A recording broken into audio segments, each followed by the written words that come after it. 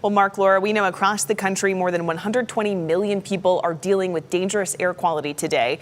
As we mentioned earlier in our show, some of that stems from plumes of smoke from wildfires in Canada that keep wafting south into the U.S.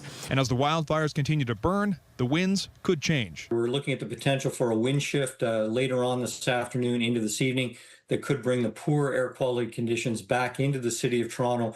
Last Thursday, at around noon, an air quality monitor in Milwaukee, Wisconsin, recorded a number that is not supposed to exist: 644.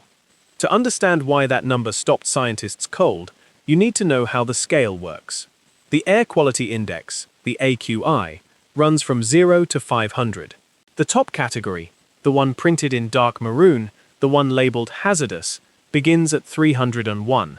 At that level, the Environmental Protection Agency's own guidance says, emergency health conditions exist, and everyone, not sensitive groups, not the elderly, everyone, is likely to be affected. The scale ends at 500. It was designed on the assumption that American cities would never need numbers beyond it. Milwaukee hit 644. That is more than double the city's previous all-time record of 300, which had stood since 1987. Detroit reached nearly 600. And along the Minnesota border, in northwestern Wisconsin, one monitor recorded a reading of 967, on a scale built to end at 500. For a few hours on Thursday, Milwaukee had the worst air quality of any city on Earth. Not in America, on Earth. Chicago, Detroit, and Minneapolis were, at one point, the three most polluted major cities on the planet, ahead of Delhi, ahead of Lahore, ahead of every industrial megacity that usually owns those rankings. None of this came from a factory. None of it came from traffic. It came from roughly 900 wildfires burning across Canada and northern Minnesota, some of them hundreds of miles, in some cases more than 1,000 miles, from the cities now choking on their smoke. More than 124 million Americans, across at least 18 states, have been under air quality alerts. The smoke reached Washington, D.C. and Baltimore for the first time on Friday. Pennsylvania issued a code purple. The city of Milwaukee suspended garbage collection because it was not safe for workers to be outside. And here is the sentence this entire video is built around. The official forecast for August is worse. I'm Adam Cross. If you want the real data, the real science, and no invented drama, subscribe. We do this every week. Let me show you exactly what is happening. Why the smoke is behaving in a way it hasn't before, what it is actually doing inside your body, and the part of this story almost nobody is covering. Start with the scale of what is burning. As of this weekend, there are roughly 850 to 900 active wildfires across Canada, stretching from British Columbia through the Northwest Territories, across the prairies, into Ontario, Quebec, and all the way to Labrador. This season alone, more than 3,100 fires have burned about 1.4 million hectares. More than 180 of those fires are burning in Ontario, and that is the cluster that matters for the eastern half of the United States, because on July 13th, northwestern Ontario effectively exploded. Days of heat warnings, bone-dry fuel, low humidity, and then wind. At the same time, across the border, northern Minnesota was going through its own version. Triple-digit heat and wind hit fires that had been burning quietly since May, and they blew up. 17 fires in and around the Boundary Waters. The entire Boundary Waters Canoe Area Wilderness closed. The governor declared a peacetime emergency and mobilized the National Guard. An hourly smoke record was set in West Duluth. So the smoke pouring south this week is coming from two directions at once: Western Ontario and Minnesota. And it is riding a northwest wind straight down into the most densely populated corridor of the continent. Toronto, Chicago, Milwaukee, Detroit, Cleveland, Pittsburgh, New York, Boston, and now Washington. But the fires alone don't explain the numbers. Fires this size have happened before. What made this week different is what the atmosphere did to the smoke once it arrived. A heat dome, a huge ridge of high pressure, has been parked over the upper Midwest. A heat dome does two things at once, and they compound. Over the fire zones, it bakes the forest dry and feeds the flames. And over the cities downstream, it acts as a lid. High pressure suppresses vertical air movement. The smoke that would normally lift, disperse, and dilute in the upper atmosphere instead gets pressed down and held at ground level, at nose level, at lung level. That is why cities more than 1,000 miles from the nearest flame recorded the worst air in their recorded history. The same weather system that is growing the fires is also trapping their smoke on top of 40 million people.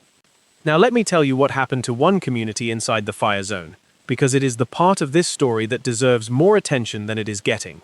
Namegusi-Sagagun First Nation, also known as Collins, sits about 210 kilometers north of Thunder Bay, Ontario. No road reaches it. Around 24 people were in the community on Monday, July 14th, when a fire that now covers more than 350,000 hectares came over the tree line. The whole community burned down in less than an hour. There was no evacuation order, no aircraft, no warning from any provincial or federal ministry. The chief, Helen Parvola, was away in Ottawa at the Assembly of First Nations when it happened. She has said her earlier request to the Provincial Ministry of Natural Resources for evacuation help went unanswered before the flames arrived. Her teenage daughters were in the community. Residents warned each other door to door and escaped in small boats across the lake, some with nothing but the clothes they were wearing, watching the trees beside their homes ignite as they pulled away. Everyone got out. Nobody was killed. The chief said her people were their own heroes, because no one else came. And the same week that community burned, Ontario's new budget cut the province's emergency firefighting allocation from the $271 million actually spent last year to a planned $150 million, a 44% cut. In the middle of the worst fire week the province has seen in years. First Nations make up about 5% of Canada's population. This season, they account for roughly 42% of its wildfire evacuations. Thunder Bay's hotels are full of evacuees, and the city has run out of room. I'm showing you this for a reason beyond the story itself. The smoke over Chicago and New York is not an abstract weather event.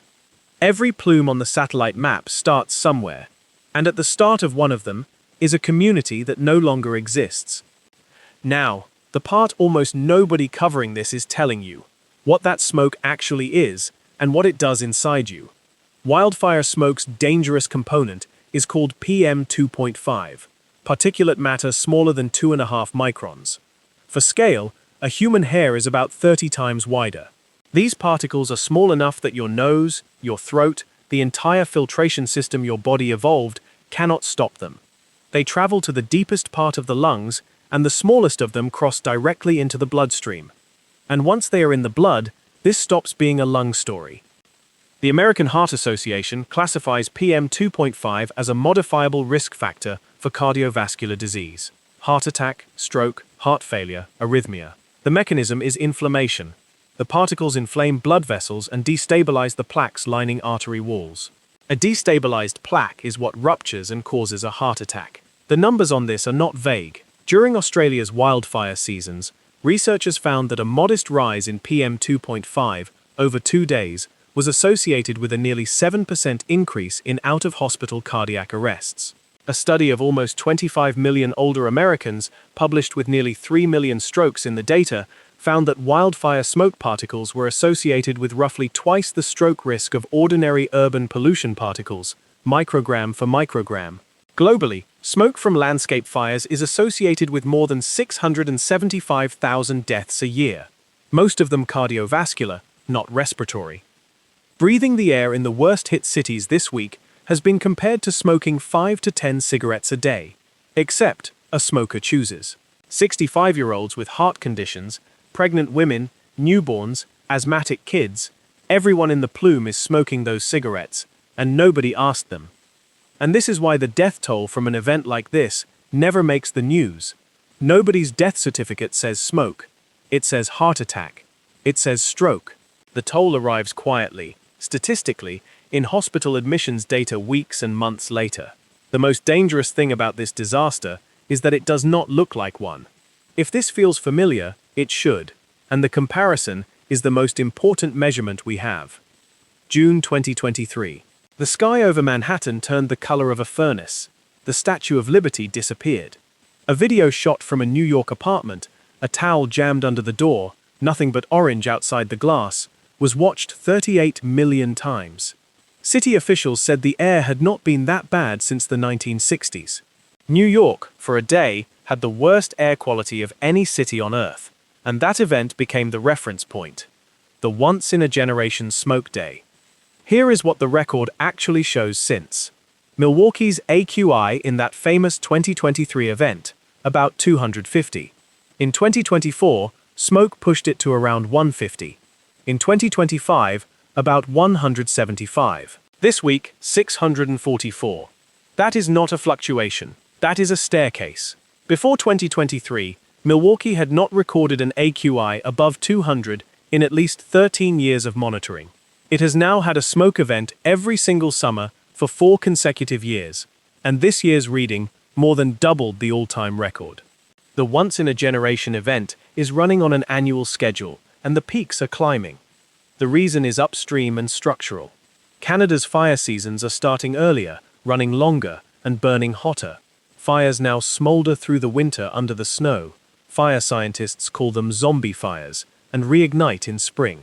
The 2023 season burned over 15 million hectares, the worst ever recorded. 2025 was one of the worst on record behind it.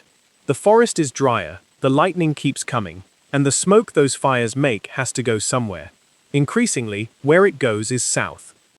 So when you see the orange sky again, and on the forecasts you will, understand that you are not looking at a freak event. You are looking at the new baseline being set in real time, one summer at a time, each one a little higher than the last.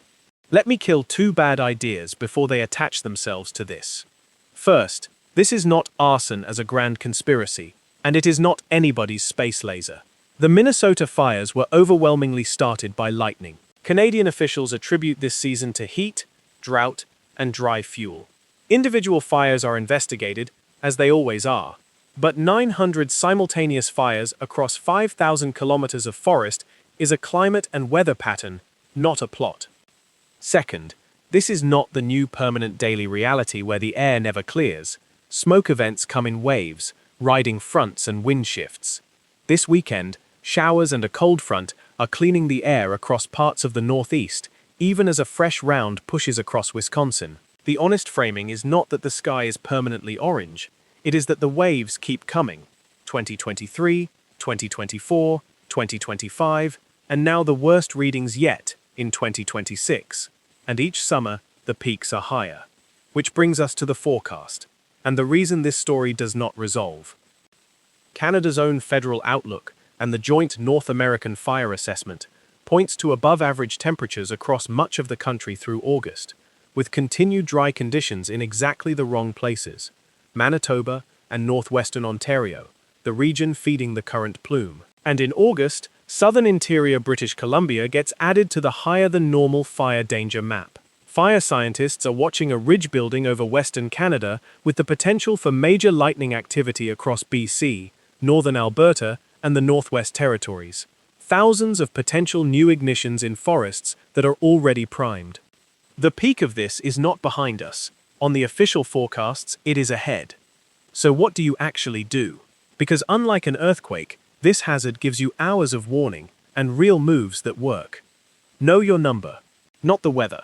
The AQI. airnow.gov or any weather app shows it in real time. Above 150, cancel outdoor exercise. Above 200, stay in.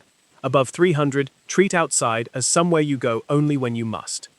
If you must go out in it, an N95 actually works. It was designed to stop particles in exactly this size range. A cloth mask does essentially nothing for smoke. Indoors, close the windows and run any air purifier with a HEPA filter. No purifier? A box fan with a furnace filter strapped to the back. The Corsi Rosenthal setup removes a remarkable amount of PM 2.5 for about $40. If you have central air, run the fan continuously and upgrade the filter to the highest MERV rating the system takes.